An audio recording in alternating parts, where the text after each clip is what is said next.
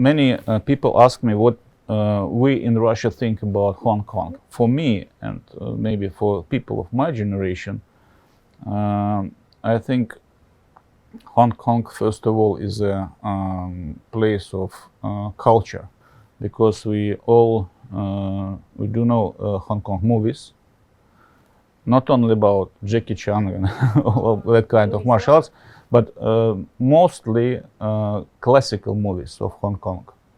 For instance, by Wong Kar-wai. Wow. My mother, she watched all.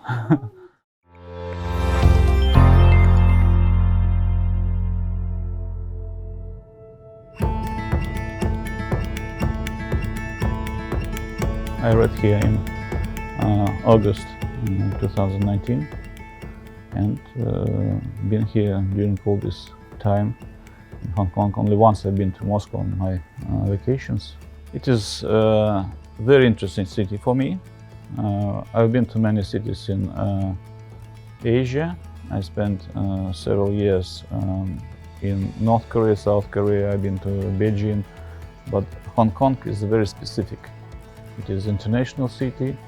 It is very beautiful location, and I was surprised that it is a very green city, like a big park with mountains, with nature, animals, birds. Moscow is also very green, but not as much as Hong Kong. We do not have so many parks in Moscow. We have many green territories, forests on the outskirts of Moscow, but not in the city. I was surprised. You know, when I spoke to my colleagues from Europe or from other countries, they emphasize that Hong Kong, first of all, is financial center and a business hub and aviation hub and so on. But after that, maybe it's a business center, because of course we have very big presence of Russian business in Hong Kong, but our main relations in the economic field, they goes through Beijing and through our border with China. Maybe it was another surprise for me that I met a very big and active Russian community here. So according to our estimations, before COVID, there were maybe around 3,000 Russians living here, or let's say Russian-speaking people, because they could be from different countries, from different families, I mean mixed families. And for instance, wife is Russian and husband from Europe or from United States or wherever, from China. I was surprised that they were very active.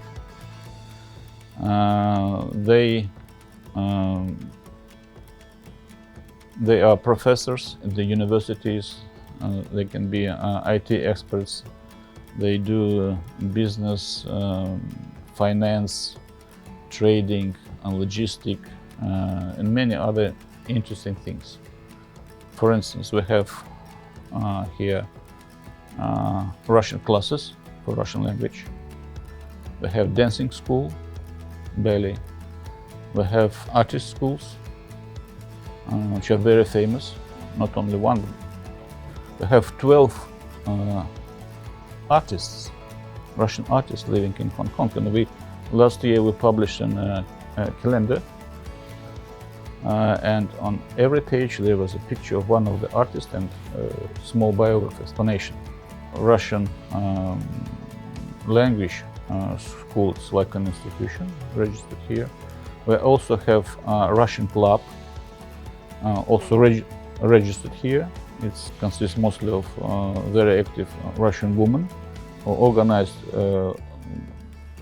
various kinds of festivals, cultural festivals and cultural events here. The results of our exchange in culture you can see. You can go to the theater and listen to Russian opera. You can go to the theater, listen to watch Russian ballet and or Russian movies here during the festival. And this is a very active part of our cooperation. This year we expect a very famous Russian singer, opera singer, to come here. After that we expect some Russian ballet, not the whole troupe, but some ballet dancers from Большой Theater. And then Russian movies. Our Russian Minister of Culture visited Hong Kong in December. She participated in International Asian Cultural Forum. And we discussed some ideas how to promote cultural cooperation in the future. And we feel that it's a big interest from Hong Kong people for cultural exchange. Maybe there are two reasons.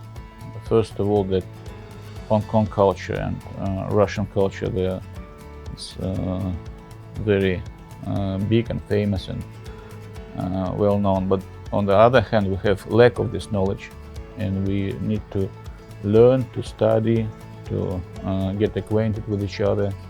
So this is quite interesting.